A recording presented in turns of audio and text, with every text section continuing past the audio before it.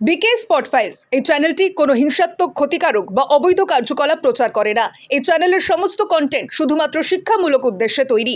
চ্যানেলে উপস্থিত অতিথিদের বক্তব্য সম্পূর্ণ তাদের নিজের মতামত দ্বারা প্রভাবিত। অনুষ্ঠানে বলা সমস্ত বক্তব্য অতিথির নিজস্ব। চ্যানেল এর কোনো দায়িত্ব নেয় না। এই তন্ত্র সাধনায় মা কালীর গুরুত্ব কতটা? কালীকুলের মূল দেবী হচ্ছেন, অধিষ্ঠাত্রী দেবী হচ্ছেন দেবী দক্ষিণাকালী। মা কালীকে তো ভয়ঙ্কর রূপে দেখানো হয়েছিল।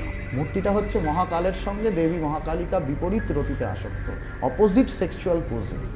মায়েরা কিন্তু ভালো ছেলেদের থেকে দুষ্টু ছেলেদেরকে বেশি ভালোবাসে। আমার ঝপাঙ্কি কবিতা আপনি আমাকে বলুন, এত ভালো একজন বিদেশ মন্ত্রী কি ব্যবস্থা নেন বাংলাদেশের হিন্দুদের ওপরে অত্যাচারের জন্য? যারা অযোধ্যার রাম মন্দির বানানোকে অ্যাপ্রিসিয়েট করে তারাও হিন্দু, সেই হিন্দুরাই যদি দীঘার জগন্নাথ মন্দিরের বিরোধিতা করে তাদেরকে হিন্দু বলতে আমার একটু সমস্যা আছে। আমি খুব দুঃখের সঙ্গে এটা আপনাকে বলছি। মোহাম্মদ ইউনুস বলির পাঁঠা। পাকিস্তান কি? পাক স্থান মানে হচ্ছে পবিত্র স্থান, তার মানে এই ভারতবর্ষটা নাপাক লোকেদের জায়গা। আপনার ক্যামেরায় অন ক্যামেরা বলছে গান্ধীকে মহাত্মা মনে করি না। গান্ধীজির স্টেটমেন্টগুলো বলবো আপনার এখানে তো এক্ষুনি আপনার চ্যানেলের পডকাস্ট বন্ধ হয়ে যাবে মশাই। আমার কাছে অনেক বেশি সম্মানের নাথুরাম করছে। এই পৃথিবীতে একটাই নিয়ম চলে, হয় তুমি মার খাও আর না হলে তুমি মারো। মোদিকে সাপোর্ট করেন? ভারতবর্ষের বুকে সবচেয়ে কঠোর অ্যাডমিনিস্ট্রেটর যদি কাউকে বলা যেতে পারে তিনি ইন্দিরা গান্ধী ছিলেন, কিন্তু আজকে ইন্দিরা গান্ধীকে ছাপিয়ে গিয়েছেন নরেন্দ্র মোদী। পাকিস্তান যদি তৈরি হয়ে থাকে ইসলামিক কান্ট্রির জন্য, বাংলাদেশ যদি ইসলামিক কান্ট্রি করতে পারে, তাহলে ভারতবর্ষ হিন্দু রাষ্ট্র কেন হবে না? যে ভারতবর্ষের প্রধানমন্ত্রীর ইমিডিয়েটলি উচিত ঘাট ধরে সংবিধান থেকে ওই ধর্মনিরপেক্ষ শব্দটা বার করে হিন্দু রাষ্ট্র করে। আপনি কৃষ্ণ সম্পর্কে কি ভাবেন মহারাজ? কৃষ্ণকে আমরা নিয়ে গেছি খিচুড়ি আর লাবড়ার মধ্যে। খিচুড়ি আর লাবড়া? এই তন্ত্রের সঙ্গে কিন্তু জন্মাষ্টমীর একটা সম্পর্ক আছে। কৃষ্ণ কিন্তু গদিতে বসেননি, এবং দ্বারকার গদি, মথুরার গদি এগুলো চালাতেন কিন্তু বলরাম। শান্তি কিন্তু কৃষ্ণ পাননি। আর আমাদের দুর্ভাগ্য কি, আমাদের সঙ্গীত শিল্পীরা তারা গান লিখছেন কৃষ্ণ করলে লীলা আমরা করলে লীলা।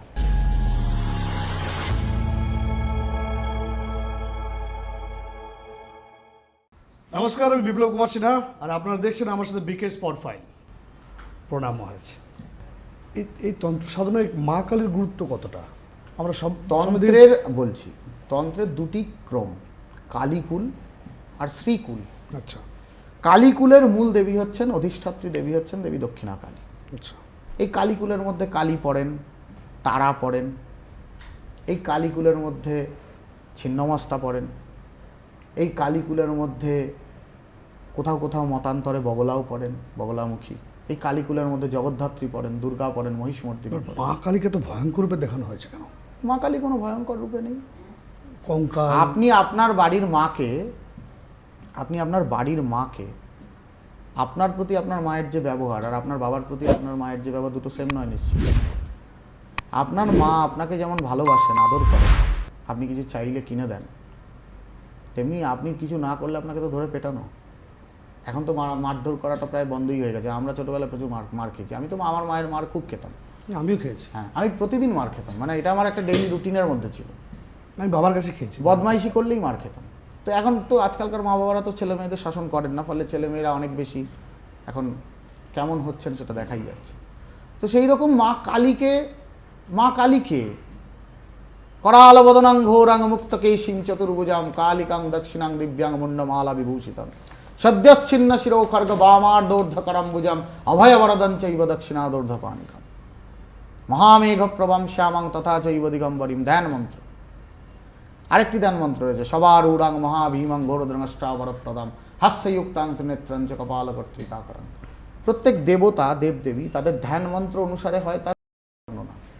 তো দেবী দক্ষিণাকালীর ধ্যান মন্ত্রে যা আছে আমরা সেটি দেখি, কিন্তু প্রকৃত যে ধ্যান মন্ত্র সেই ধ্যান মন্ত্র অনুসারে মূর্তি তৈরি হয় না। কারণ সেখানে বলা হয়েছে মহাকালেনা চ সমং বিপরীত রতাতুরম, অর্থাৎ মহাকালের সঙ্গে দেবী দক্ষিণাকালী বিপরীত রতিতে আসক্ত, অপোজিট সেক্সুয়াল পোজ। কালীকে জগৎজননী, তার ধ্যান মন্ত্রে এটা বলা হচ্ছে, কিন্তু আমরা মূর্তি দেখছি শিবের ওপরে মা কালী দাঁড়িয়ে আছে, কিন্তু মূর্তিটা তো সেটা নয়। মূর্তিটা হচ্ছে মহাকালের সঙ্গে দেবী মহাকালিকা বিপরীত রতিতে আসক্ত, অপোজিট সেক্সুয়াল পোজে। কিন্তু এই জীব বার করে তো সেটা তো অন্য বিষয়, সেটা তো অন্য বিষয়। জীব কিসের প্রতীক? রসনা কিসের প্রতীক? আমাদের জীবনে তো দুটো জিনিসেরই আমাদের কন্ট্রোল নেই, মুখ আর আমাদের যে কামনা নিবৃত্তির যে স্থান, এই দুটো জায়গাকেই তো আমরা কন্ট্রোল করতে পারি না, কাম আর ক্রোধ। তো ক্রোধের বহিঃপ্রকাশ কোথা দিয়ে হয়? গালাগাল কোথা দিয়ে দেন আপনি? জিভ দিয়েই দেন, মুখ দিয়ে দেন। তো সেই জিভটাকেই যদি বার করে রাখা হয় তাহলে তো আপনি কথা বলতে পারবেন না। অর্থাৎ ক্রোধ করো না, কাউকে কটু শব্দ বলো না, গালাগাল দিও না। আচ্ছা, প্রত্যেকটি মূর্তির মধ্যে আজ থেকে প্রত্যেকটি আমি বিবরণ। মানে আমার যা আছি, যা মানে এমপ্লয়ীদের গালাগালি দেবো না, না, সেটা তো আপনার ব্যক্তিগত বিষয়। এটা আমি শিখলাম। তবে আমি প্রচুর গালাগাল দিই। আপনি আমি প্রচুর গালাগাল দিই। আমি তো মানে মায়ের দুষ্টু ছেলে, তাই আমি প্রচুর গালাগাল দিই। আমি তাহলে তাহলে তাহলে ঠিক আছে। তাহলে দেখুন, এটা permission মায়েরা কিন্তু ভালো ছেলেদের থেকে দুষ্টু ছেলেদেরকে বেশি ভালোবাসে। মায়েরা সবসময় বাড়ির একটা বাড়িতে 4টে ছেলে থাকলে ছোট ভাইয়ের প্রতি বেশি ভালোবাসা থাকে, কারণ ছোট ছেলেটা বেশি বদমাইশ হয়।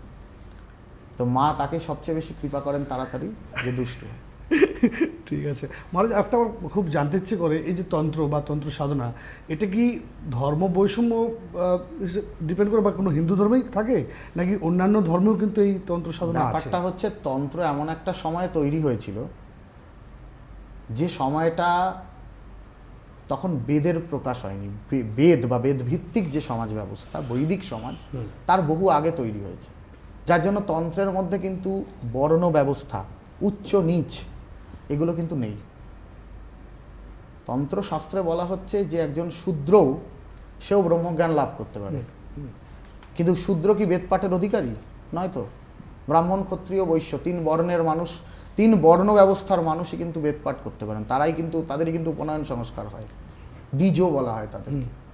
কিন্তু তন্ত্রে সেই ব্যাপারটাই নেই। তন্ত্রে জাতিভেদ, বর্ণভেদ, কোনো রকম ভেদাভেদ নেই।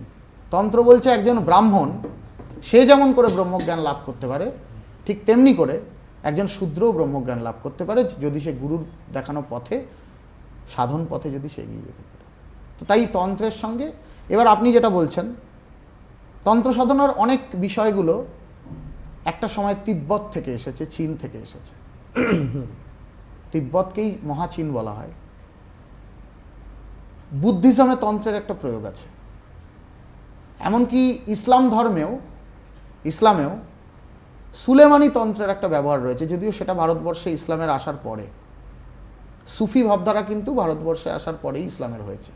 আর যতই সুলেমানি তন্ত্রের প্রয়োগ আপনি দেখবেন সব সুফি ভাবধারার লোকেদের, হজরত নিজামুদ্দিন আউলিয়া, খাজা মাইনুদ্দিন চিস্তি, এদের অরিজিন থেকে এই সুলেমানি তন্ত্রের কনসেপ্ট এসছে। বুদ্ধের পরে যখন বজ্রযান, হিনযান, মহাযান, এই সমস্ত সম্প্রদায়গুলো ভাঙলো, সেখানে তন্ত্রের ব্যবহার হতো। সেখানে দেবী প্রজ্ঞা পারমিতা, বজ্রবৈরোচনী, এদের পূজা হতো। বৌদ্ধতন্ত্রে বজ্রবৈরোচনী যিনি, আমাদের তন্ত্রশাস্ত্রে বজ্রবৈরোচনী তিনি হচ্ছেন ছিন্নমস্তা। একই কনসেপ্ট, হয়তো সাধন পদ্ধতি আলাদা, ভাব আলাদা, পূজার আচার আলাদা, কিন্তু সাধন মার্গের মানে লক্ষ্যটা একই। বুদ্ধিজমেও পঞ্চমকারের ব্যবহারের কথা বলা আছে। প্রকৃত হিন্দু কারা? কঠিন প্রশ্ন। এখন তো মানে হিন্দু ব্যাপারটা তো রাজনীতির একটা ভালো, এই তো ধর্ম নিয়ে তো এখন রাজনীতি চলছে খুব ভালো রকম ভাবে। দেখুন, ধর্ম নিয়ে বাংলাদেশ রাজনীতি, পুরো ভারতবর্ষে চলছে না, ধর্ম নিয়ে প্রকৃত রাজনীতি হিন্দু কারা? নতুন মানে কিছু না। আমরা কি একটি জয় শ্রীরাম বলছে, এক পক্ষ বলছে জয় বাংলা। না, জয় বাংলা তো বাংলাদেশের স্লোগান। কিন্তু এখানে বলা হচ্ছে তো, বলা হতেই পারে, গল্পের গরু গাছে উঠতেই পারে। জয় শ্রীরাম বলে এপাং ওপাং ঝপাং তো কবিতা বলা হচ্ছে। আমার বক্তব্য এপাং ওপাং হচ্ছে- ঝপাং কি কবিতা? আপনি আমাকে বলুন। আমার প্রশ্ন বলতে দিন। না, আমাকে আমার প্রশ্নের উত্তরটা দিন, যে এপাং ওপাং ঝপাং কি কবিতা? হ্যাঁ, কেন নয়? এটা কবিতা হতে পারে। কেন? তাহলে তো হতে পারে, অনেক মানুষ শুনছে। রবীন্দ্রনাথ বেঁচে থাকলে আত্মহত্যা করতেন, অনেক নজরুল বেঁচে থাকলে আত্মহত্যা করতেন। এপাং ওপাং মানুষ, ঝপাং অনেক মানুষ তো শুনছেন। আপনি বলুন, নজরুল অনেক ইসলাম মানুষ তো মহাভারত হাততালি লিখেছেন দিচ্ছেন। কি? আরে হাততালি দিচ্ছেন কি? রাজা কত সুন্দর কাপড় পরেছে, আহা হা, অথচ রাজা উলঙ্গ। এই তো ব্যবস্থা। সেটা এদের এই ক্ষেত্রে বলে বলছি না, সব শাসকের ক্ষেত্রেই। সেটা দিল্লি বা বাংলা আলাদা নয়, দিল্লিতেও তাই হচ্ছে। একজন ভারতকে বিশ্বগুরু করছেন আর একজন জয় বাংলা করছেন, দুটোই তো একই বিষয়, একই কনসেপ্ট, আলাদা কিচ্ছু নেই। কিছু তো ফলোয়ার্স আছে, তাও হ্যাঁ, নিশ্চয়ই আছে, মানুষ তো ভোট দিচ্ছে। নিশ্চয়ই ফলোয়ার্স আছে, জিতেও আসছে। হ্যাঁ আসছে। আমার কিন্তু বক্তব্য, সেটা দিয়ে কি সংখ্যাগরিষ্ঠ মানুষের মত দিয়ে কি সবটা ঠিক হয়ে যায়? আমার বক্তব্যটা আপনি এড়িয়ে যাচ্ছেন। আমার বক্তব্যটা খুব সিম্পল ছিল, যে একজন বলছে জয় শ্রীরাম, জয় শ্রীরাম বললে কিছু হিন্দু রেগে যাচ্ছে কেন? কারণ কি এটা রাজনীতি হিসেবে ব্যবহার, স্লোগান হিসেবে ব্যবহার করা হচ্ছে তার জন্য? জয় শ্রীরাম শুনলে, আপনি প্রশ্নটা কি করেছেন আরেকবার করুন। জয় শ্রীরাম, হ্যাঁ, আর যদি বলছে জয় বাংলা, জয় বাংলা তা যে আপনি কেউ বললেন জয় শ্রীরাম শুনলে কিছু মানুষ রেগে যাচ্ছে, হিন্দুরা রেগে যাচ্ছে। রেগেছে, তাহলে তাহলে প্রকৃত হিন্দু কারা? না, তারা শ্রীরাম, হিন্দু নয়। রাম তো হিন্দুদেরই তো। তাহলে তারা হিন্দু নয়? আপনার প্রশ্নের মধ্যেই আপনার উত্তর দিন। তাহলে একজন বিজেপি নেতা কিছুদিন আগেই, আমি তার নাম নিচ্ছি না, সবাই এসে ভিডিওটা দেখেছে, হিন্দুর বাচ্চা বললো, হিন্দুর বাচ্চা, হ্যাঁ পাকিস্তানের বাচ্চা, হিন্দু বাচ্চা, হ্যাঁ, হিন্দুর বাচ্চা পাকিস্তানের বাচ্চা, মাটা কি তাহলে মহারাজ?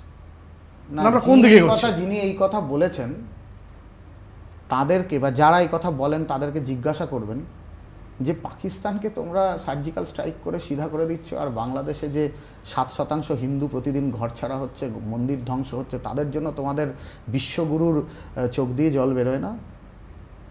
মিত্র ভাই ও বেহনদের চোখ থেকে জল বেরোয় না? চামচিকিতে লাথি মেরে যাচ্ছে তোমাদেরকে কোথাকার কোনো বাঁদর, অসভ্য, অশিক্ষিত কতগুলো, রোজ মন্দির ভাঙা হচ্ছে।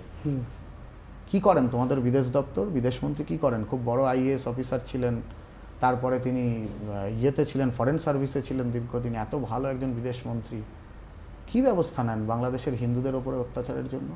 আমার তো ওটাই বক্তব্য ছিল মহারাজ, যে বিভেদের মধ্যেও মানে একটা মহাবিলন আমরা দেখছি, যে যার কথা হিন্দুদের মধ্যে বলছেন, তো হিন্দুর বিভেদ বাচ্চা, আছে। যে নেতার কথা বলছেন হিন্দুর বাচ্চা পাকিস্তানের বাচ্চা, তিনি কদিন আগে যখন বাংলাদেশে এই ঘটনা ঘটছিল, আগুন জ্বলছিল, তো তিনি হিন্দুদের তিনি তখন দাঁড়ান, তিনি তখন পেট্রাপোল বর্ডারে গিয়ে অবস্থান করে বললেন আজ থেকে আমরা ট্রাক ফাক যেতে দেবো না। তারপরের দিন থেকেই বাংলাদেশে ট্রাক চলে গেল। কেন? বাংলাদেশে আদানির বিদ্যুৎ যায় বলে, বাংলাদেশে গৌতম আদানির বিদ্যুৎ যায় বলে। রাজনীতি অনেক কঠিন জিনিস। আমি নিজেও তো একসময় মহারাজ, রাজনীতির রাজনীতি সঙ্গে, কতটা- আমি তো নিজে রাজনীতির সঙ্গে সম্পৃক্ত, আপনি তো জানেন। এখন কি অ্যাক্টিভ ভাবে আছেন? দেখুন, আমি হিন্দুর স্বার্থে আছি, প্রকৃত হিন্দুদের স্বার্থে। সেই হিন্দু তৃণমূল করতে পারে, সিপিএম আমি তো করতে ওটাই পারে, জিজ্ঞাসা কংগ্রেস করলাম, করতে মহারাজ, পারে, প্রকৃত BJP হিন্দু করতে পারে। কারা? প্রকৃত আমি হিন্দু শ্রীরামকে- যারা নিজেদের ধর্মকে সবার আগে রাখে, রাজনৈতিক পরিচয়কে পরে রাখে। সোজা কথা। যারা অযোধ্যার রাম মন্দির বানানোকে অ্যাপ্রিসিয়েট করে তারাও হিন্দু। সেই হিন্দুরাই যদি দীঘার জগন্নাথ মন্দিরের বিরোধিতা করে, তাদেরকে হিন্দু বলতে আমার একটু সমস্যা আছে। এটা আমি খুব ক্লিয়ারলি বলতে চাই। হতে পারে গভর্নমেন্টের, আমাদের ট্যাক্সের টাকায় হয়েছে, তো ট্যাক্সের টাকায় তো অনেক কিছু হয়। ট্যাক্সের টাকায় তো যারা গরু পাচার করছে, বালি পাচার করছে বলে বহুল প্রচলিত সব জায়গায়, গরু চোর, কয়লা চোর, বালি চোর, তাদেরকেও তো 8 ঘন্টা 10 ঘন্টা করে জেরা করার পরে গ্রেপ্তার করা যায় না। অশুভ আঁতাত তো আছে। সত্যিটা সত্যি, এটা বুঝতে হবে। মহারাজ কোন দলকে সাপোর্ট করে? আমি কোনো দলকে সাপোর্ট করি না, আমি হিন্দুর স্বার্থে আছি, হিন্দুর জন্য আছি। কোনো সিপিএম করা নেতার মেয়েও যদি কোনোদিন লাভ জিহাদের ফাঁদে পড়ে, আমাকে ফোন করলে আমি তার পাশে গিয়ে দাঁড়াবো। আর তাকে এটা বলবো না যে আপনি অমুক দলকে ভোট দেবেন না, অমুক দলকে ভোট দিন। কিন্তু মানুষকে বিচার করতে হবে যে আমাদের এই পশ্চিম বাংলাটা, যে বাংলায় বসে আমরা আজকে এত কথা বলছি, যে বাংলায় দুর্গাপুজো হচ্ছে, কালী পুজো হচ্ছে, জগদ্ধাত্রী পুজো হচ্ছে, আবার এই বাংলাতেই একটা জায়গাতে দুর্গা ঠাকুরের মূর্তিও ভেঙে দেওয়া হচ্ছে তো আমাদের এই বাংলাতেই হয়। তো যারা দুর্গা ঠাকুরের মূর্তি ভাঙে আর যারা দুর্গা পুজো করে, দুটোই তো বাংলা ভাষায় কথা বলে। বর্তমানে যে মুর্শিদাবাদের যে দুজনেই ব্যাপারটা কি ঘটলো, বাঙালি? এটাকে নিয়ে আপনি কি বলবেন? না, আমি তো নিজে এটা প্রত্যক্ষদর্শী, আমি তো নিজে গিয়েছি। আপনি জানেন না বোধহয়, আপনি জানেন না। এই যে ঘটনাটা ঘটেছে, একটু বলে না। হ্যাঁ, এই যে ঘটনাটা ঘটেছে, মুর্শিদাবাদ জেলাটা কি আপনাকে বুঝতে হবে। এটা বর্ডারের, মানে একদম বর্ডার রিলেটেড স্টেট, একটা ডিস্ট্রিক্ট। এখানে রাতের অন্ধকারে খুব সহজে অনুপ্রবেশ হয়। প্রচুর বাংলাদেশি অনুপ্রবেশকারী, একটি বিশেষ ধর্মের লোকেরা, মুসলিম ধর্মের লোকেরা, তারা ঢুকে যায়। এই মুর্শিদাবাদ জেলাতে আপনারা দেখেছেন যে হিন্দুরা আজকে সংখ্যা লঘু। এই মুর্শিদাবাদ জেলাতে একসময় স্বাধীনতার পরে হিন্দুরা সংখ্যা গুরু ছিল, সেটা কমতে কমতে আজকে সেটা 45%, 46% এসে দাঁড়িয়েছে। কেন দাঁড়িয়েছে? হঠাৎ করে তো হলো না এটা। তাহলে কিভাবে হলো? এবার এখানে একটা ব্যাপার আছে, এই ভারতবর্ষে যারা ধর্মনিরপেক্ষতার কথা বলেন, সাম্প্রদায়িক সম্প্রীতির কথা বলেন, যে যারা বলেন এই ভারতবর্ষের সংবিধান বলছে ধর্মনিরপেক্ষতার কথা, এই ধর্মনিরপেক্ষতা ভারতবর্ষে ততক্ষণই থাকবে যতক্ষণ ভারতবর্ষে হিন্দুরা সংখ্যাগুরু আর মুসলিমরা সংখ্যালঘু। যেদিন ভারতবর্ষে পাকিস্তানের মতো মুসলিমরা সংখ্যাগুরু হয়ে যাবে, বা বাংলাদেশের মতো মুসলিমরা সংখ্যাগুরু হয়ে যাবে, হিন্দুরা সংখ্যালঘু হয়ে যাবে, সেদিনকে আর ধর্মনিরপেক্ষতা না, তখন এটা গ্রেটার ইসলামিক কান্ট্রি হয়ে যাবে। সুতরাং সেখানে তখন দুর্গাপুজোও করা যাবে না, আর রেড রোডে কার্নিভাল করে দুর্গামূর্তির বিসর্জনও করা যাবে না। আমি একদিকে রেড রোডে দুর্গামূর্তির কার্নিভাল করব, আর একদিকে আমি বাং আলীদেরকে ভোটার বানিয়ে দেওয়ার জন্য আন্দোলন করব। বাং আলী, হ্যাঁ, বাঙালি আর বাং আলী, তো সেটা দুটো একসাথে হয় না, এটা রাজনীতির তাহলে বিষয় বলছেন না। এটা খুব তাড়াতাড়ি হতে চলেছে। হ্যাঁ, হতে চলেছে। মুর্শিদাবাদের যে ঘটনাটা নিয়ে আজকে আমরা আলোচনা করছিলাম, একটা বিল এসছে কেন্দ্রীয় সরকারের, সেটা আপনারা সকলেই জানেন যে এই ওয়াকফ সম্পত্তি নিয়ে, ওয়াকফ সংশোধনী আইন। বিলটা কোথায় এসেছে? বিলটা এসেছে দিল্লিতে পার্লামেন্টে।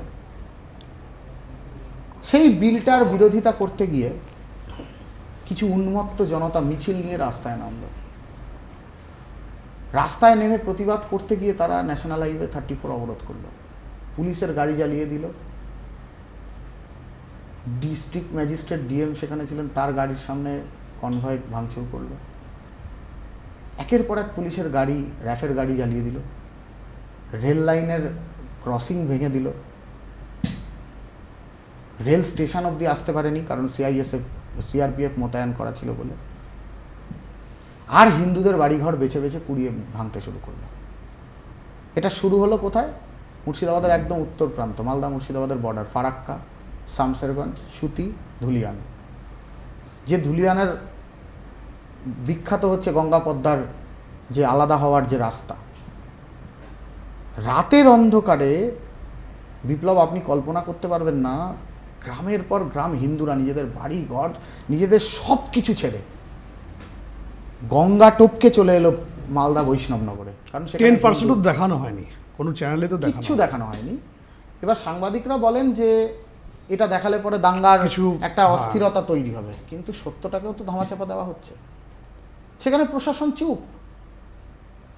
দুজন মানুষ যারা কমিউনিস্ট পার্টি অফ ইন্ডিয়া মানে সিপিআইএম করতেন, হরগোবিন্দ দাস আর চন্দন দাস, তাদেরকে নৃশংসভাবে গলা কেটে খুন করলো এরা। তারা কিন্তু দেখেনি যে তারা সিপিএম করতো, তারা দেখেছে ওরা হিন্দু, ওদের গলায় কণ্ঠিমালা আছে, পেশায় মূর্তিকার ছিলেন, ঠাকুর বানাতেন তারা। এই যে ভয়ঙ্কর ঘটনা, এই ঘটনা পশ্চিমবাংলায় তো হঠাৎ করে ঘটেনি, এর আগে বহু ঘটেছে, মাঝে মধ্যেই ঘটে। কমিউনাল ভায়োলেন্স আজ থেকে 15-16 বছর আগে এরকম ছিল না, হয়তো সেটা আমরা জানতে পারতাম না, এটাও ঘটনা। কিন্তু এত অতিমাত্রায়, এবং সেটাকে রাজ্যের সরকার কার্যত নীরব দর্শকের ভূমিকা পালন করে যেভাবে সেটাকে মদত দেন, প্রশ্রয় দেন, অ্যাডমিনিস্ট্রেশনকে নীরব রেখে, সেইটা খুব নিন্দনীয়। এটাকে মনে করেন ভোটের রাজনীতি। এটা একদম ভোট রাজনীতি। 30 আর 70-এর গল্প। 30% ভোট দেয় আমাকে, 70% এখন হিন্দু হিন্দু করে লাফাচ্ছে, বিজেপিকে ভোট দেবে, তাই আমরা ভোট পাবো না, আমরা 30%-এর ভোটটাকে কনসলিডেট করি। এই তো একটা নেকেড পলিটিক্স। এর সমাধান কি মনে হচ্ছে? এর সমাধান মানুষের মধ্যে সচেতনতা। মানুষকে তার ঘরের পাশের দেশ বাংলাদেশ কিভাবে জ্বলছে সেটা দেখতে হবে। সেটা দেখার পরে যদি মানুষের মধ্যে সেই কনসাসনেস না আসে। বাংলাদেশ তো পুরো ইসলামিক কান্ট্রির দিকে এগোচ্ছে। না, বাংলাদেশ ওখানে তো ইসলামিক কিছু- কান্ট্রি, আপনারা ভুল করছেন। গণপ্রজাতন্ত্রী বাংলাদেশ ইসলামিক কান্ট্রি। আপনারা যাকে বঙ্গবন্ধু মুজিবুর রহমান বলছেন, তার আসল পরিচয় জানেন আপনারা? মুজিবুর রহমান কে ছিলেন? কে? মুজিবুর রহমান ছিলেন এই বাংলাকে, যারা প্রথম বাংলাতে গ্রেট ক্যালকাটা কিলিংয়ের যিনি ডাক দিয়েছিলেন, হোসেন সুরাবর্দী, তার ডান হাত। সেই সময় গোপাল ভাটা আটকে ছিল না? কলকাতা শহরে গ্রেট ক্যালকাটা কিলিংয়ের নেতৃত্ব দিয়েছিলেন যিনি, তিনি সেদিনের মুজিবুর রহমান। মুসলিম লীগের বড় নেতা ছিলেন। একদম। মুসলিম লীগের যুব সংগঠন ছিল ছাত্রলীগ, একদম। সেই ছাত্রলীগের নেতা ছিলেন মুজিবুর রহমান। মুজিবুর রহমান এত বড় হিন্দু প্রেমী, জয় বাংলা বলে বাংলাদেশ স্বাধীন করে নিলেন, হিন্দুরাও সেখানে যুদ্ধ করলো, মুসলিমরাও করলো, তারপরে গিয়ে প্রথমেই যেটা করলেন, রমনা কালীবাড়িটাকে ধ্বংস করে দিলেন। সেটাকে করলেন কি, তার গুরু সুরাবর্দীর নামে সুরাবর্দী উদ্যান। তাহলে আমরা যখন বর্তমান যে পশ্চিমবঙ্গবাসী বা ভারতবাসী ভাবি সেটা যে শেখ হাসিনা এবং তার পিতা না, একদমই মুজিবুর রহমান খুব হিন্দু না, প্রেমী, একদমই না। এটা একদমই নয়। শেখ হাসিনা যখন প্রধানমন্ত্রী ছিলেন 2021 সালে, আপনারা দেখেছেন যে দুর্গাপূজার অষ্টমীর দিনে মা দুর্গার মূর্তি বিসর্জন দিতে হয়েছে, ভাঙচুর করা হয়েছে, একের পর এক হিন্দুরা বাংলাদেশে মারা গেছে। আজকে শেখ হাসিনার হয়ে স্থাবকতা করে তো কোনো লাভ নেই। তাহলে মোহাম্মদ ইউনূসকে কেন গেল গেল বলছি এই সময়? না, মোহাম্মদ ইউনূসকে গেল এই কারণেই বলছি, মোহাম্মদ ইউনূস বলির পাঁঠা। আমি খুব দুঃখের সঙ্গে এটা আপনাকে বলছি, মোহাম্মদ ইউনূস বলির পাঁঠা। ছাত্র আন্দোলনের নাম করে যে আন্দোলন সংগঠিত যারা করলো, তারা কারা? তারা হচ্ছে ইসলামিক জামাত, জামাত শিবির, আর প্রচ্ছন্ন মদত দিল বিএনপি। বাংলাদেশের পলিটিক্যাল সিনারিও এমন, সেখানে যেই ক্ষমতার মসনদে থাকবে তাকে জামাতকে নিয়েই চলতে হবে। শেখ হাসিনা হয়তো প্রকাশ্যে জামাতের সঙ্গে একটু ওঠা বসাটা কম করতেন, বিএনপিকে ক্ষমতায় আসতে অনেক হবে, তাই নেতাকে BNP জেলেও ঢুকিয়ে রেখে দিয়েছিলেন, হ্যাঁ করেছিলেন, তাদেরকে ওরা ছাড়িয়েও তারা নিয়ে গেছে। মোহাম্মদ শফি ছাড়িয়ে দিয়েছেন। হ্যাঁ তারা ছাড়িয়ে নিয়েছেন। তো মোহাম্মদ ইউনূস যেটা করছেন, তিনি বলির পাঁঠা। জামাত পার্টিতে তো পাকিস্তান চায়নি। জামাত পার্টিটা কি চায় জামাতের লোকেরা নিজেরাই জানে না। এদের একটা সমস্যা আছে, এই কান মে বিড়ি মুঁহ মে পান লড়কে লেঙ্গে পাকিস্তান, এই যে মানসিকতা, এরা এখনো পাকিস্তান পাকিস্তান করবে। আরে পাকিস্তান কি, পাকিস্তান কি? পাক স্থান মানে হচ্ছে পবিত্র স্থান, তার মানে এই ভারতবর্ষটা নাপাক লোকেদের জায়গা, আমরা অপবিত্র, মানেটা তো তাই দাঁড়াচ্ছে।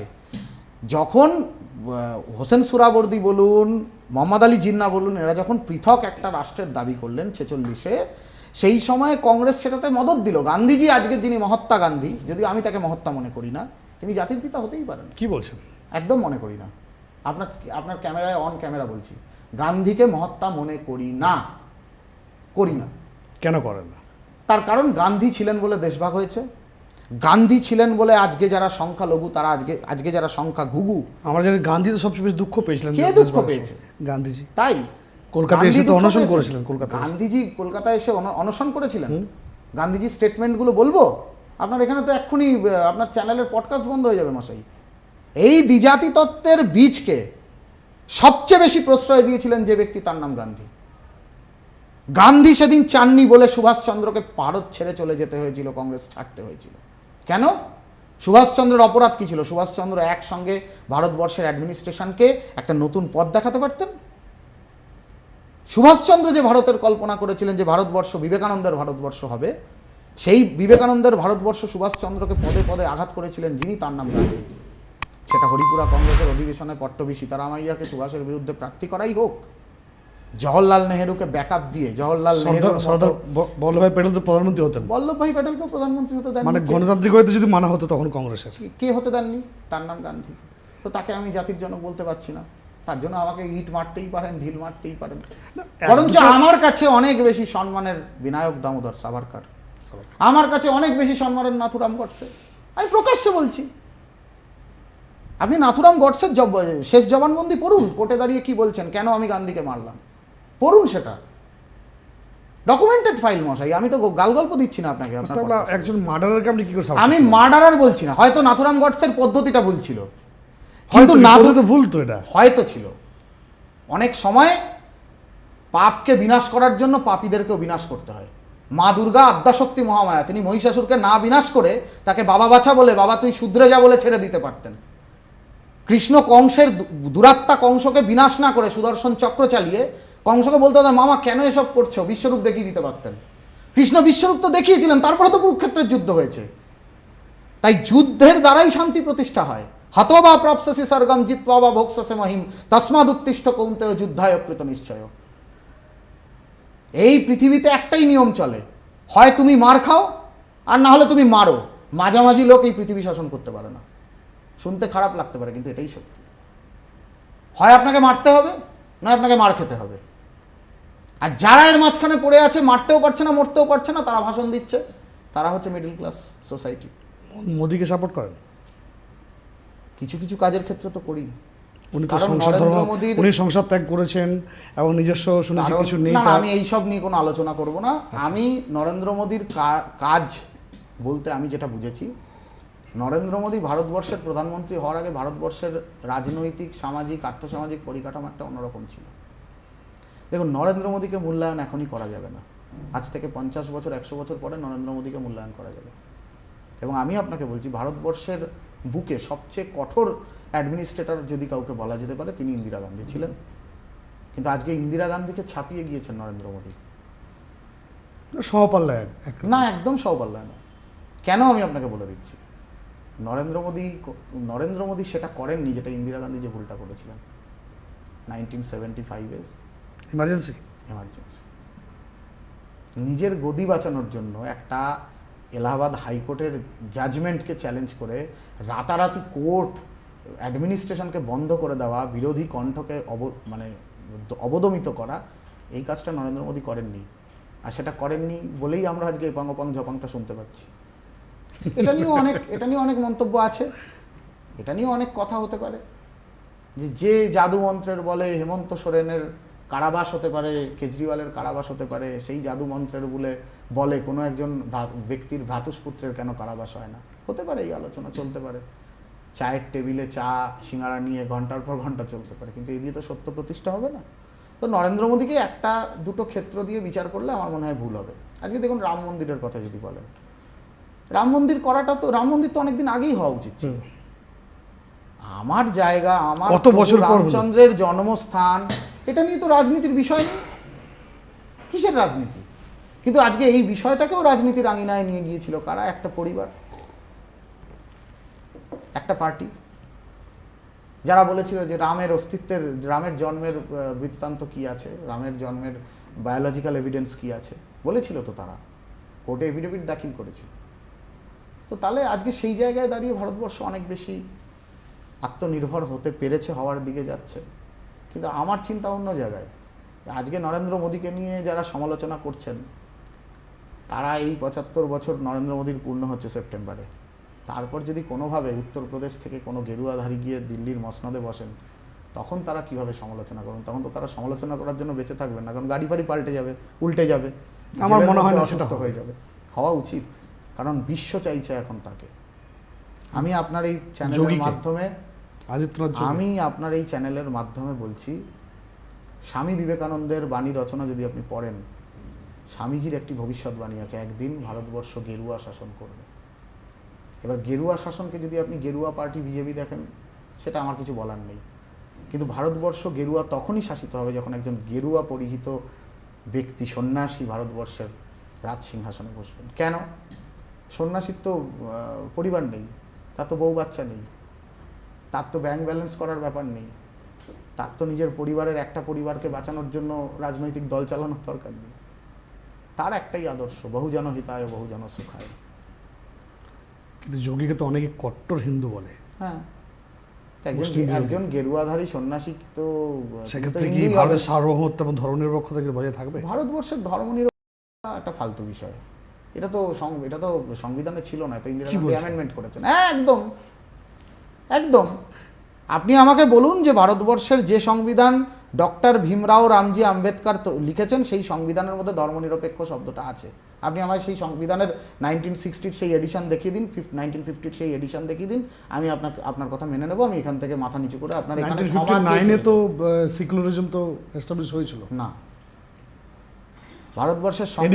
ভারতবর্ষের সংবিধানের প্রাচীন যে সংবিধান, সেই সংবিধানের যিনি চিত্রকর ছিলেন তিনি ছিলেন নন্দলাল বসু। আচ্ছা, সেই প্রাচীন সংবিধানের মধ্যে পাতায় পাতায় দেখবেন কুরুক্ষেত্রের যুদ্ধে অর্জুন আর শ্রীকৃষ্ণ, রাম, রাবণ বিনাশ আছে তো, সেগুলো সেই সংবিধানের সেই ছবিগুলো তো আছে। সেগুলোকে অগ্রাহ্য করে যারা বলছেন ধর্মনিরপেক্ষতার কথা, এই ধর্মনিরপেক্ষতা তো ইন্দিরা গান্ধীর অ্যামেন্ডমেন্ট করা। কংগ্রেস তো ভারতের সংবিধানকে তো একেবারে বাজারের মুদি দোকানের খাতার মতো পাল্টেছে, যখন তখন যা খুশি তাই করে।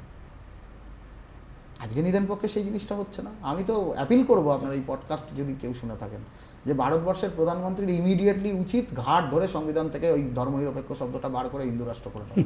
কারণ দেশটা ভাগ হয়েছে ধর্মের নামে হয়েছে। তো দেশ যদি বিভাগ হয়ে থাকে ধর্মের নামে, যদি পাকিস্তান যদি তৈরি হয়ে থাকে ইসলামিক কান্ট্রির জন্য, বাংলাদেশ যদি ইসলামিক কান্ট্রি করতে পারে, তাহলে ভারতবর্ষ হিন্দু রাষ্ট্র কেন হবে না? এই কথা বলতে কিসের অসুবিধা আছে? এর জন্য তো আমাকে বিজেপি করতে হবে বা তৃণমূল করতে হবে বা অন্য কোনো রাজনৈতিক দল করতে হবে, এরকম বিষয় নেই। আর নেপাল ভুটানকে নিয়ে যায়। হ্যাঁ, নেপাল তো এমনি হিন্দু রাষ্ট্র ছিল, সেটাকে তো ধর্মনিরপেক্ষ বানিয়েছে কমিউনিস্টরা। এখন আবার বলছে আমরা হিন্দু রাষ্ট্র করতে চাই নেপালকে। যান নেপালে দেখুন, যোগী আদিত্যনাথের ছবি দিয়ে সব মিছিল হচ্ছে নেপালে। কেন? কারণ যোগী সে যে ভোগ করে না, যে সমস্ত আসক্তি বর্জিত, যে সমস্ত আশা নিরাশার ঊর্ধ্বে, যে সমস্ত কর্মকে ঈশ্বরার্পণ বুদ্ধিতে করে, সেই যোগী। সমে যুক্ত তমমতা। হে অর্জুন, যে আমার সাথে যুক্ত হতে পেরেছে সেই হচ্ছে যোগী। তাই তুমি যোগী হও, তস্মাৎ যোগী হওয়ার জন্য। গীতাতে বারবার এই কথাটা বলা হচ্ছে যে তুমি যোগী হও। আমারও পরম সৌভাগ্য যে আমিও সেই যোগী সম্প্রদায়ের একজন মানুষ। আপনি এত যোগী ভক্ত কেন? আমার তো ভক্তি করার মতো আর কাউকে দেখছি না। যদি বালা সাহেব ঠাকুর বেঁচে থাকতেন তাহলে তাকে ভক্তি করতাম। আমার শিবসেনা? আইকন দুজন, না শিবসেনা বলে নয়, শিবসেনাও তো এখন বিভক্ত হয়ে গেছে। শিবসেনাও আজকাল উদ্ধব শিবসেনা এখন কংগ্রেসের সাথে বসে যাচ্ছে। যে সোনিয়া গান্ধীকে প্রধানমন্ত্রী হতে দেওয়ার ব্যাপারে সব থেকে বেশি বাধা দিয়েছিলেন বালা সাহেব ঠাকরে। যাক মহারাজ, আমি এটা খুব কম দেখলাম যে অনেক তান্ত্রিকদেরকে আমি দেখেছি, তাদের পডকাস্ট দেখেছি, যে তাদের বর্তমান রাজনীতি সম্পর্কে অনেকেই কিন্তু এত ইন্টারেস্ট নেই বা কোনো আগ্রহ থাকে না, তারা তাদের জগতে নিয়ে থাকেন। কিন্তু এই প্রথম একজন মহারাজকে দেখলাম যে সত্যি তার নিজের জগৎটা নয়, শুধু তন্ত্র জগৎ না, তিনি কিন্তু তার বাইরের জগতের যে কী চলছে, সারা দেশে কী চলছে, বাংলাতে কী হচ্ছে, তার রাজনীতি কী হচ্ছে, অর্থনীতিতে কী হচ্ছে, এবং সারা ভারতবর্ষে কী কী হচ্ছে, সেটা নিয়েও কিন্তু তার যথেষ্ট অ্যাওয়ারনেস আছে। তো আমরা এই যে জন্মাষ্টমী মানে তো আমরা শুনি কৃষ্ণের আবির্ভাব, আপনি কৃষ্ণ সম্পর্কে কী ভাবেন মহারাজ? আমি কৃষ্ণকে, প্রথম কথা, আমি রাম কৃষ্ণ এদেরকে দেবতার থেকে বেশি একজন আদর্শ মানুষের পরাকাষ্ঠা হিসেবে ভাবি। এরা তো ঐতিহাসিক চরিত্র, এরা তো কাল্পনিক চরিত্র নয়। তো কৃষ্ণকে আমি একজন আদর্শ রাজনীতিবিদ, একজন বেস্ট অ্যাডমিনিস্ট্রেটর হিসেবে মানি। কিন্তু আমাদের দুর্ভাগ্য, আমাদের সমাজ কৃষ্ণকে মিস ইন্টারপ্রিটেশন করেছে বারবার। কীরকম? কৃষ্ণকে আমরা নিয়ে গেছি খিচুড়ি আর লাবড়ার মধ্যে। খিচুড়ি আর লাবড়া? কৃষ্ণ নাম যেখানে হয়, হরিনাম যেখানে হয়, সেখানে খিচুড়ি আর লাবড়া ছাড়া কি পাবেন আপনি? অদ্ভুত বিষয় যে মানুষটা জন্মের পর থেকে স্ট্রাগল করলো, জন্মের পর থেকে প্রথমে পুতনা বিনাশ করলো 1.5 বছর বয়স, অঘাসুর, বগাসুর, কংসকে যখন বিনাশ করছে কৃষ্ণর তখন বয়স কত? 11 বছর, বাচ্চা ছেলে। সব ভুলে গেলাম। আমরা কৃষ্ণকে কি দেখালাম? সেই কৃষ্ণ শুধু রাধার সাথেই প্রেম করে গেল, শুধু গোপিনীদের সাথে লীলাই করে গেল। আমরা সুদর্শন চক্রধারী কৃষ্ণকে ছেড়ে আমরা বংশীধারী কৃষ্ণের পুজো করতে গিয়ে, তার প্রেমিক সত্তার পুজো করতে গিয়ে, মধ্যযুগীয় মুসলিম আগ্রাসনের কারণে কিছু গাল গল্প, চটি সাহিত্য তৈরি হওয়া কিছু গ্রন্থ থেকে আমরা মুগ্ধ হয়ে সেটা নিয়ে নাচানাচি করতে শুরু করলাম। কৃষ্ণের যে রাজসত্তা, যে পার্থসারথী কুরুক্ষেত্রের যুদ্ধে দাঁড়িয়ে অর্জুনকে কোনটা করা উচিত কোনটা করা উচিত নয়, হাতে গান্ডীব তুলে নাও, যুদ্ধ করো, যুদ্ধায়কৃত নিশ্চয়, এটা করতে হবে তোমাকে, অর্জুন একজন ফ্রেন্ড, ফিলোসফার, গাইডের মতো পথ দেখাচ্ছেন, তাকে আমরা বেমালুম গুলি মেরে উড়িয়ে দিলাম। আমরা কিসে ঢুকে গেলাম? অষ্টপ্রহর নাম সংকীর্তন, খিচুড়ি আর লাবড়া পায়েস, মালসা ভোগ, আর হরি হরি বলে ভেউ ভেউ করে কাঁদা। আপনি কি মনে করেন এই পাড়ার মোড়ে মোড়ে যত কীর্তন হয়, এখানে যদি একটা জিহাদি আক্রমণ হয়, একটা লোক ওখানে কৃষ্ণের বংশীধারী মূর্তি বাঁচানোর জন্য দাঁড়িয়ে থাকবে? কোনো বেটা দাঁড়াবে না, সব পালিয়ে যাবে আগে। আমরা দুর্গাপুজোয় ঠাকুর দেখতে খুব আনন্দ পাই, কিন্তু সেই দুর্গামূর্তি যখন ভাঙচুর হয় তখন আমরা খাটের তলায় ঢুকে থাকি বা আমার স্ত্রীর আঁচলের তলায় ঢুকে থাকি। তখন আমাদের প্রোটেস্ট করার কথা বেরোবে না। ওই আমার বন্ধুবর রুদ্রনীল ঘোষের একটা কবিতা আছে, দাদা আমি সাথে পাচ্ছে থাকি না। তো সেই রকম জন্মাষ্টমী নামটা কেন?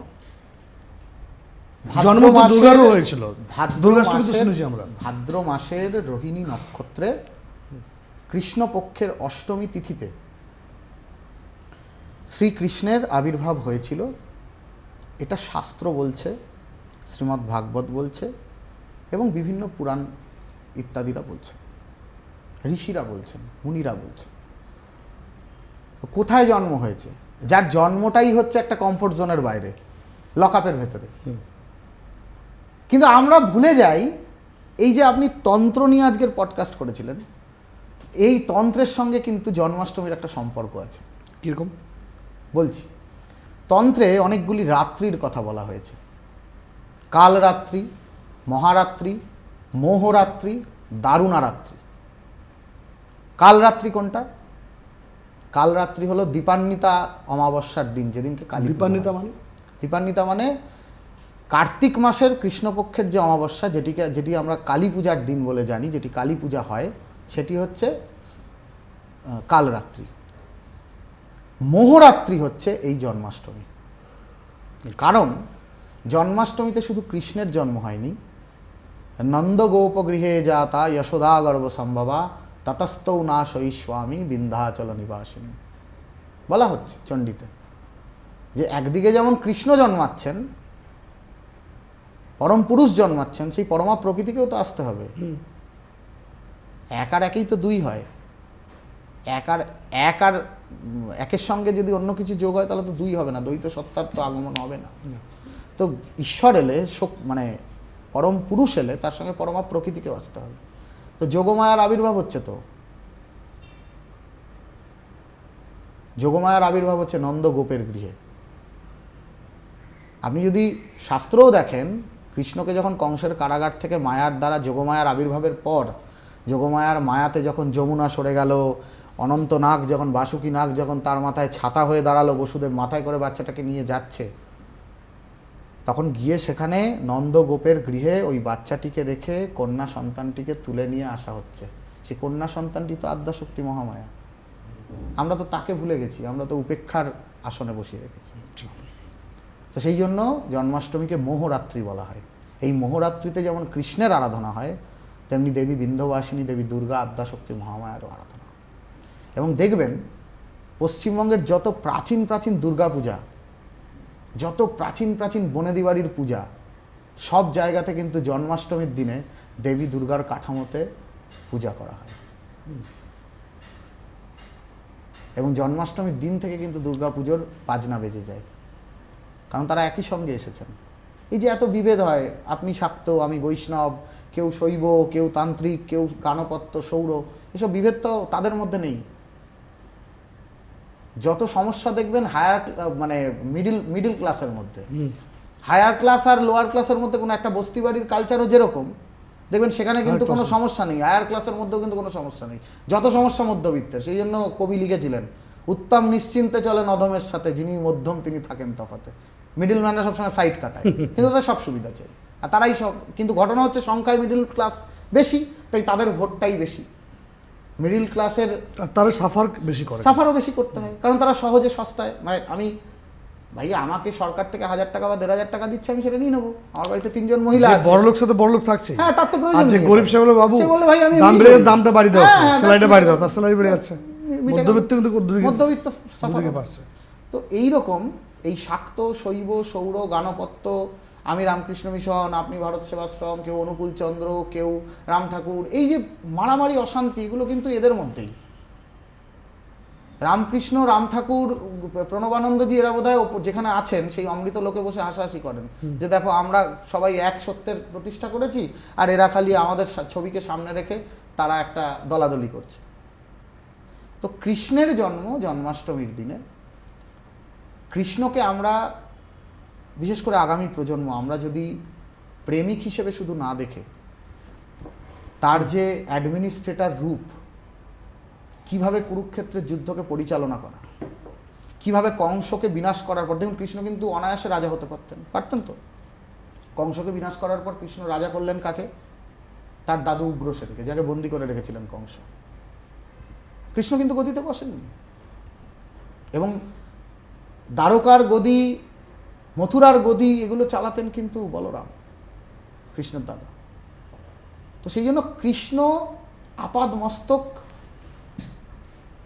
একজন যোদ্ধা, একজন সফল রাজনীতিবিদ এবং একজন সফল প্রশাসক। আমরা সেই রূপটাকে যেন চিন্তা করি, আমরা যেন সেই সুদর্শন চক্রধারী কৃষ্ণকে, শুধু প্রেমিক না, শুধু বংশীধারী কৃষ্ণকে না। কারণ কৃষ্ণ বাঁশি কিন্তু বাজিয়েছিলেন বছরখানেক, বাদবাকি জীবনটা তিনি সেই 1.5 বছর বয়স থেকে পুতনা বিনাশ, অঘাসুর বিনাশ, বকাসুর বিনাশ, বংশ বিনাশ থেকে শুরু করে পাণ্ডব কৌরবের যুদ্ধ, নিজেকে শিশুপালকে হত্যা করানো, জরাসন্ধকে ধ্বংস করা, তার জীবনে শুধু এগুলোই করেছেন। শান্তি কিন্তু কৃষ্ণ পাননি। আর আমাদের দুর্ভাগ্য কি, আমাদের সঙ্গীত শিল্পীরা তারা গান লিখছেন, কৃষ্ণ করলে লীলা আমরা করলে বিলা, আমরা এগুলোকে প্রমোট করি। কদম গাছে বসিয়া আছে কানু হারামজাদা, এটাই তো ডিজার্ভ করেন কৃষ্ণ আমাদের থেকে, তাই না? এটাই আমরা দিয়েছি কৃষ্ণকে। তো এটা যেন আমাদের না দিতে হয়, আমরা যেন তার মূল্যায়ন করতে পারি।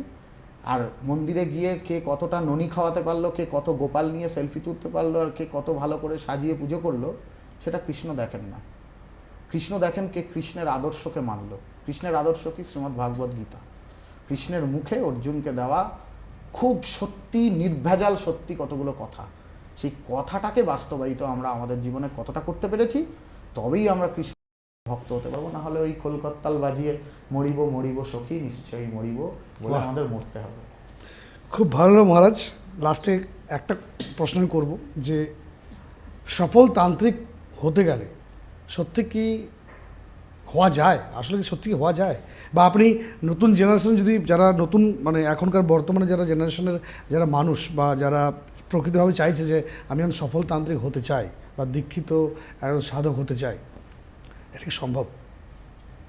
যারা তান্ত্রিক হতে চাইছে বা তাদের জন্য আপনি কিছু বলুন। প্রথমে বলবো, প্রথম কথা, একজন ভালো গুরুর প্রয়োজন, যে গুরুর দেখনদারি থাকবে না, চটকদারি থাকবে না, যে গুরু ধর্মকে বা শাস্ত্রকে পয়সার বিনিময়ে জীবিকা নির্বাহ করার মাধ্যম ভাববেন না, সেরকম একজন গুরুর প্রয়োজন। দুই হচ্ছে, আমাকে আগে আমার জীবনের মোটোটাকে ঠিক করতে হবে যে আমি তান্ত্রিক বা তন্ত্রসাধক হতে চাইছি কেন। মারণমোহন, বশীকরণ, স্তম্ভন, এসব উচাটন এসব করার জন্য, নাকি এইগুলোর নাম করে ব্যবসা ফেদে বসার জন্য? যদি সেটা হয়ে থাকে তাহলে বলবো ভাই এগোবেন না এই পথে, একদম এগোবেন না, কারণ পরিণতি খুব খারাপ হয়। তন্ত্র খুব সদা জাগ্রত একটা শাস্ত্র। তন্ত্রশাস্ত্রকে নিয়ে যে বা যারাই ছিনিমিনি খেলেছে অতীতে, বর্তমানে এবং ভবিষ্যতেও যারা খেলবেন, তাদের প্রত্যেকের পরিণতি কিন্তু মহাকালের খাতায় খুব ভয়ঙ্কর আছে। এবং তারা কোনো দিন ব্যক্তিগত জীবনে, যেটা আমি আপনাকে বলেছিলাম, তারা ব্যক্তিগত জীবনে কোনো দিন সুখী হতে পারবেন না।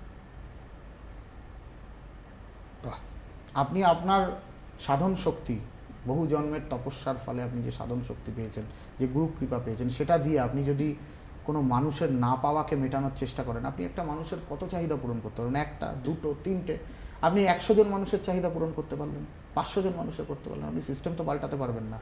তা থেকে সিস্টেম যদি পাল্টানোর প্রশ্ন আসে, তাহলে আপনি যদি সেই মানুষগুলোকে লড়তে শেখান, সেই মানুষকে যদি সিদ্ধ মন্ত্র দিয়ে যদি তাদেরকে বলেন যে এই মন্ত্রের দ্বারা কিচ্ছু লাগবে না, কোনো মারণমোহন, বশীকরণ, স্তম্ভন লাগবে না, সেই মন্ত্রের সাধনার দ্বারা নিজের আত্মিক উন্নতি করো, দেখবে দুনিয়া তোমার বশীভূত হবে, দুনিয়া তোমার পায়ের তলায় থাকবে। সেটাও সম্ভব। এরকম প্রচুর মানুষ আছেন যারা দেখনদারি করেন না, যারা বড় বড় মালা পরেন না, বিরাট বড় সিঁদুরের টিপ পরেন না, খুব প্লেন অ্যান্ড সিম্পল থাকেন। হ্যাঁ, অবশ্যই এগুলো শাস্ত্রীয় আচার, এগুলো আমাদের সাধন পদ্ধতির অঙ্গ, কিন্তু সেটাকে কমার্শিয়ালাইজ করে বা মার্কেটিং করার একটা, মানে সবাই গেরুয়া পোশাক পরছে বলে খুব ভালো তান্ত্রিক এমনটাও নয় না। গেরুয়া আর উনি গেরুয়া পোশাক পরার সাথে পরছেন, তন্ত্রের কোনো সম্পর্ক নেই। আমি প্যান্ট শার্ট পরা অনেক তান্ত্রিককে জানি যারা কথায় কথায় মানুষকে মারণমোহন করতে পারে, বাহ, তাদের গেরুয়া পড়তে হয় না। যে জানে তাকে মানে প্রকাশ দেখনদারি করতে নেই হয় না। যাদের। যে জানে তাকে প্রকাশ করতে হয় না। মুকেশ আম্বানিকে গিয়ে বলতে হয় না আমি মুকেশ আম্বানি, একটা গোলাপ ফুলকে গিয়ে বলতে হয় না যে আমি ফুটেছি। সূর্য, sun rises in the east, it is a eternal truth. What's your name? সূর্য উদয় হওয়ার পর সূর্যকে ব্র্যান্ডিং করতে হয় না, ভাই দেখ আমি সূর্য করেছি। তাহলে সিতির মোড়ে, বরানগরে, টবিন রোডে বা আপনার বেহালাতে, শালকিয়াতে যারা যারা দেয়, বিফলে মূল্য ফেরত, বিবাহের সমস্যা, বিদ্যায় বাধা, হ্যাঁ, লাল বাবা, নীল বাবা, কত বাবা বলুন তো। বেটা তোরা নিজেদের সমস্যার সমাধান করতে পারিস না, নিজের বাড়ির পাশটাকে পবিত্র করতে পারিস না, এর উপায় তোরা কি? চলেছিস মানুষের। এর উপায় একটাই, আপনার পারছে না কোনোভাবে মানে এর statement? না, এর উপায় একটাই। দেখুন, এর উপায়টা খুব বাজে, এর উপায়টা খুব বাজে। বুঝে গেছি। এর উপায়টা হচ্ছে প্রথমে কাঁপুনি, তারপরে ঝাঁকুনি, তারপরেরটা আর বললাম না।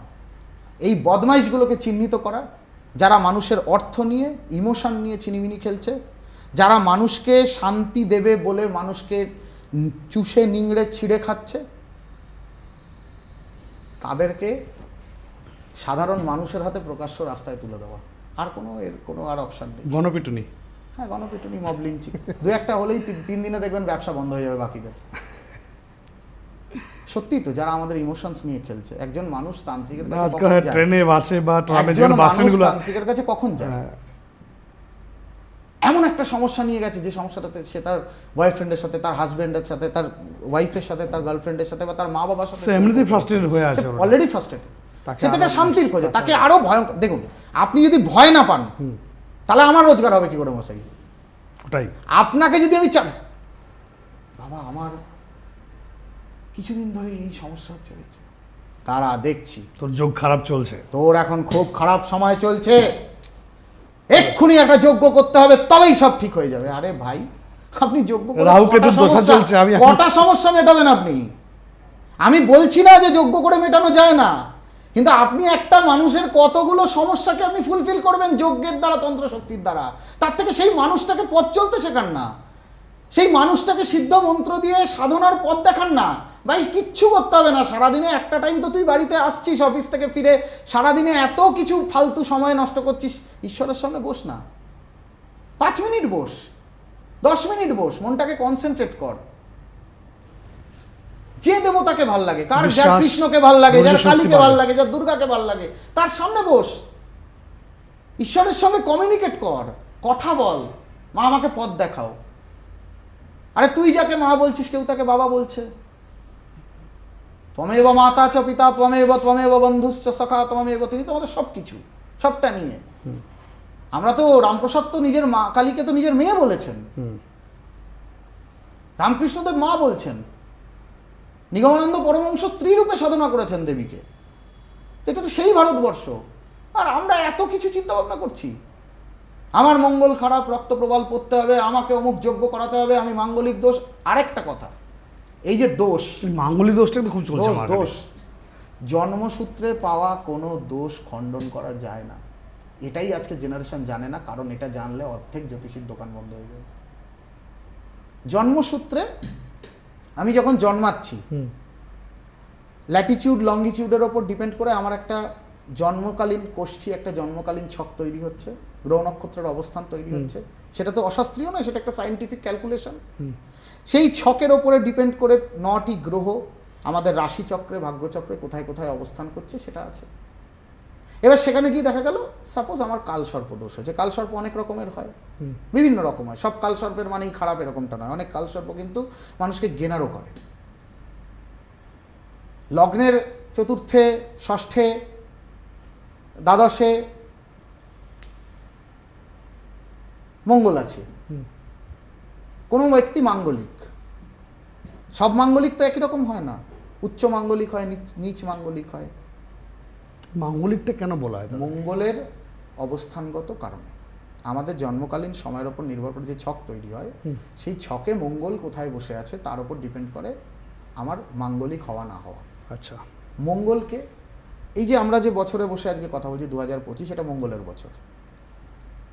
আমি 2024 সালের ডিসেম্বর মাসের 12 তারিখে বলেছিলাম যে আসছে যে বছর, সেই বছর শুরু হবে রক্তপাত দিয়ে, ভূমিকম্প দিয়ে, খুন দিয়ে এবং অগ্নিসংযোগ দিয়ে। আপনি বুঝতে পারলেন কি করে?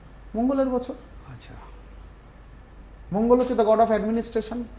এই যে ভারত পাকিস্তান যুদ্ধ, মঙ্গলের জন্য, মঙ্গলের বছর বলে। এবং আমি বলছি এই যুদ্ধ আবার লাগবে, আবার লাগবে, এই যুদ্ধ শেষ হয়নি বলছি। সারা পৃথিবী জুড়ে অস্থিরতা থাকবে, কারণ এটা মঙ্গলের বছর। গত 48 ঘন্টায় পাকিস্তানের আসিমুনের কিন্তু 4 বার বলেছে যে যুদ্ধ করব ভারতের সাথে। হবে, অগস্টের পরেই হবে, দেখবেন 31শে অগস্ট, সেপ্টেম্বরের মাঝামাঝি দেখবেন সুযোগ আসবে, সময় হবে।